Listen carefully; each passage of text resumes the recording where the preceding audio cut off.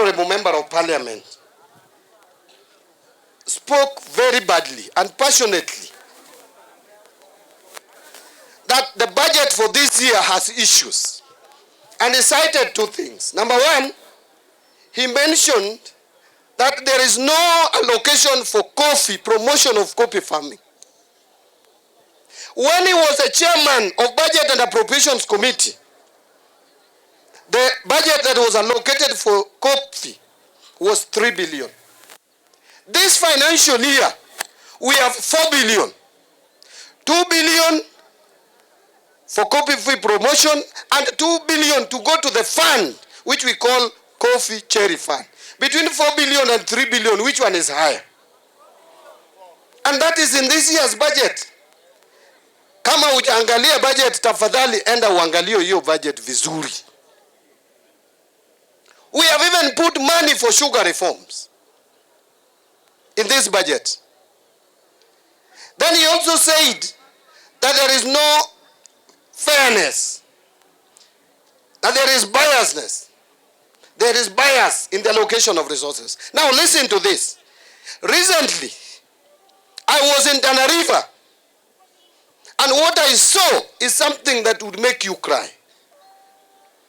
For over 60 years since Kenya gained independence, the children in Tana River, while crossing River Tana to school, their children have been eaten by crocodile for years, just because of a bridge of 100 million. No one saw the need to put 100 million in the budget to construct that bridge. In the supplementary budget, I made sure that each of the 2 bridges had 50 million. And we have added more money to complete those 2 bridges. For the first time, the fairness that Tana River is seeing, they have never seen. A constituency like Dadaab is getting the first tarmac road since independence. Yet when the same gentleman was the chairman of Budget and Appropriations Committee for 2 years, he was taking 6 billion to his constituency and Murang'a County, one county, 6 billion. And the others are getting nothing. Another county cannot get 100 million to construct a bridge for their children to cross to school. He was putting 6 billion in one county. Then he has the audacity to speak and address someone like Mbadi, who has the knowledge, has the information, has the capacity, has the competence to do these things. Let him keep quiet. Let us demonstrate to him what it means to be fair. In the budget that the Honorable Mbadi will be reading in the next coming weeks, the Ministry of Education has the biggest budget allocation, so that the children of every part of this country gets an opportunity to go to school to the highest level. From the lowest, we have ECDs that is run by the county government. We have the junior and the senior secondary schools, and we have TVET universities and colleges, so that we build enough human capital for the development of this country. Sisi tutashirikiana na serikali ya juu. We will work with the national government, because elections are about getting leadership that will deliver for the people. As a county and as an administration, we will continue focusing on maendeleo. We will continue focusing on the unity of Migori people, and we will ensure that Migori people are included in projects that are useful to them. Tutapereka siasa, tutaiweka nyuma na tutaweka matusi nyuma, kwa sababu kila mwananchi na kila mkaji wa hapa Migori County anahitaji maendeleo na ni lazima tuwatumikie vyema. It is now 2 weeks since Gachagua came up with very sensational and dangerous statement as regards the election of 2027. Everybody operates beneath the law, and Gachagua is no exception.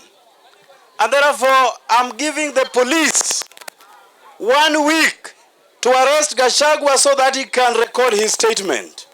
And failure by the police to do so, I will personally, as Member of Parliament for Nyando, look for Gachagua I will arrest him and present him to the nearest police station.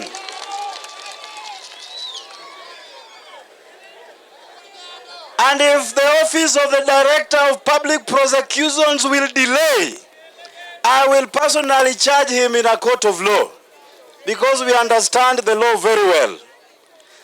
Therefore, the police must act swiftly and firmly. Number hiyo, also in English. Originally there was a term here that was abused by the Nyoro gang called Ruto must go. And because that term lost traction and currency, they have now twisted it a bit to say Ruto one term. It is the same thing as saying Ruto must go. But we also understand that this term only comes about when a president out of Mount Kenya region is in office. When we had Kibaki, who in his term many people died as a result of stealing Raila's election, no one said Kibaki must go.